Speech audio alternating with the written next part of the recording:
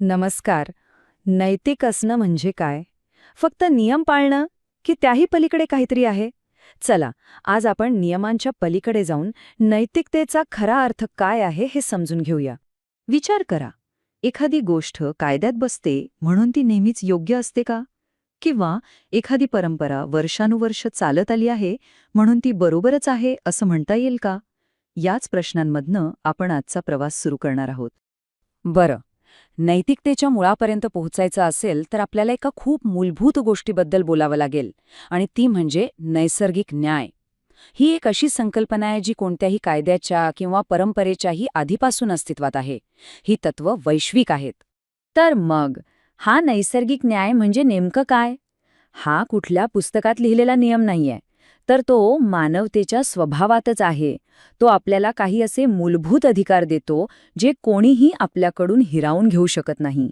जसं की आपलं म्हणणं मांडण्याची संधी मिळणं आणि निष्पक्षपातीपणे निर्णय होणं. खरं तर आज आपण ज्याला कायद्याचे राज्य म्हणतो ना, त्याचा पायाच हा नैसर्गिक न्याय आहे. नैसर्गिक न्यायाचं पहिलं आणि सगळ्यात महत्त्वाचं तत्त्व आहे ऑडी अल्टेरम पार्टेम. आता हे नाव ऐकून घाबरू नका. लॅटिन असलं तरी याचा अर्थ खूप सोपा आहे. दुसऱ्या बाजूचं ऐकून घ्या. विचार करा, जर तुमचं म्हणणं ऐकूनच न घेता तुमच्यावर एखादा निर्णय लादला तर किती मोठा अन्याय होईल. हे तत्त्व नेमकं हेच थांबवतं. मग हे तत्त्व खरं तर कसं वापरलं जातं? हे बघा, हे एक अगदी सोपं उदाहरण आहे. जर एखाद्या विद्यार्थ्यावर गैरवर्तनाचा आरोप असेल तर शाळा थेट कारवाई करू शकत नाही. आधी त्या विद्यार्थ्याला स्वतःची बाजू मांडण्याची, स्वतःचा बचाव करण्याची पूर्ण संधी दिलीच पाहिजे. हेच आहे नैसर्गिक न्यायाचं पालन. बरं, आता दुसऱ्या तत्वाकडे येऊया. नेमो ज्युडेक्स इन कॉजा सुआ. याचा अर्थही तितकाच महत्त्वाचा आहे. कोणीही स्वतःच्या प्रकरणात न्यायाधीश असू शकत नाही. सोप्या भाषेत सांगायचं तर, जो व्यक्ती निर्णय देत आहे त्याचा त्या प्रकरणात कुठलाही वैयक्तिक स्वार्थ किंवा संबंध असता कामा नये. तो पूर्णपणे निष्पक्षपाती असायला हवा. याचे एक साधं उदाहरण म्हणजे, जर एखाद्या न्यायाधीशाचे त्या खटल्यात काही वैयक्तिक हितसंबंध असतील तर ते त्या खटल्याची सुनावणी करू शकत नाहीत. हे खूप महत्त्वाचं आहे, कारण याचमुळे न्याय निष्पक्षपातीपणे होतो याची खात्री मिळते. ठीक आहे, तर आतापर्यंत आपण बाहेरच्या म्हणजे वैश्विक न्यायाच्या चौकटीबद्दल बोललो, पण या चौकटीत वावरताना आपला आतला आवाज काय सांगतो? इथे येते नीतिमत्ता. नीतिमत्ता म्हणजे आपला स्वतःचा एक कंपास, आपला आतला आवाज, जो आपल्याला सतत सांगत असतो की काय बरोबर आहे आणि काय चूक. आणि इथे एक गोष्ट समजून घेणं खूप महत्त्वाचं आहे. नीतिमत्ता ही प्रत्येकाची वेगळी असू शकते. ती आपल्या वैयक्तिक तत्वांवर आणि मूल्यांवर अवलंबून असते. उदाहरणार्थ, शाकाहारी असणं हे एखाद्यासाठी खूप मोठं नैतिक मूल्य असू शकतं, पण दुसऱ्यासाठी ते तितकंच महत्त्वाचं असेल असं नाही. बरं, न्याय झाला, वैयक्तिक नीतिमत्ता झाली. आता आपण एका तिसऱ्या खूप मोठ्या घटकाकडे वळतोय, तो म्हणजे धर्म. धर्म हा एक प्रचंड शक्तिशाली घटक आहे, जो जगभरातल्या करोडो लोकांच्या नैतिक विचारांना दिशा देतो.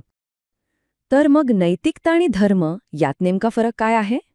बघा, एका बाजूला आहे नैतिकता, जी पूर्णपणे तर्कावर, विवेकबुद्धीवर आधारलेली आहे.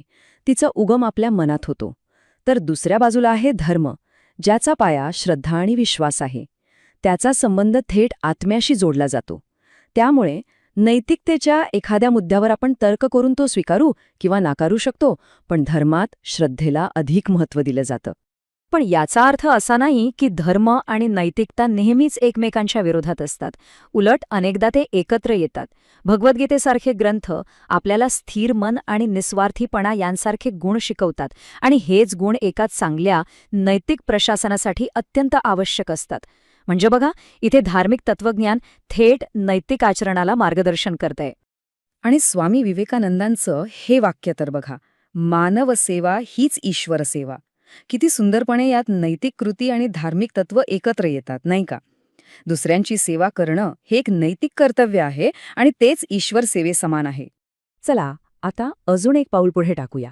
वैयक्तिक आणि धार्मिक पातळीवरून आपण थेट सामाजिक पातळीवर येऊया. आपल्या आजूबाजूचा समाज आणि त्याचे अलिखित नियम आपल्या वागण्यावर किती आणि कसा प्रभाव टाकतात हे पाहणंही महत्त्वाचं आहे. आपल्या समाजात असे अनेक चांगले नियम आहेत ज्यांना आपण संकेत म्हणतो, आणि ते नैतिकतेला पूरकच ठरतात. उदाहरणार्थ, अतिथी देवो भव ही आपली परंपरा.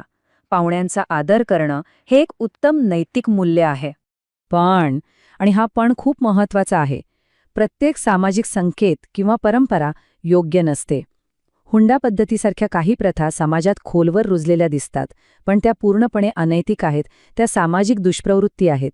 यावरून एक गोष्ट अगदी स्पष्ट होते: केवळ एखादी गोष्ट परंपरा आहे म्हणून ती योग्यच असेल असं नाही. तर मग आपण न्याय पाहिला, वैयक्तिक नीतिमत्ता बघितली, धर्माचा विचार केला आणि सामाजिक संकेतही समजून घेतले. आता या सगळ्याला एकत्र जोडून नैतिकतेच्या गाभ्यापर्यंत पोहोचूया. तर नैतिकता म्हणजे काय? ऐकायला कदाचित थोडं वेगळं वाटेल, पण नैतिकता हे एक प्रकारचं विज्ञान आहे, मानवी वर्तनाचं शास्त्र. कायदा, धर्म, सामाजिक संकेत या सगळ्याचा तिच्यावर नक्कीच प्रभाव पडतो. पण नैतिकता स्वतः यातलं काहीही नाही.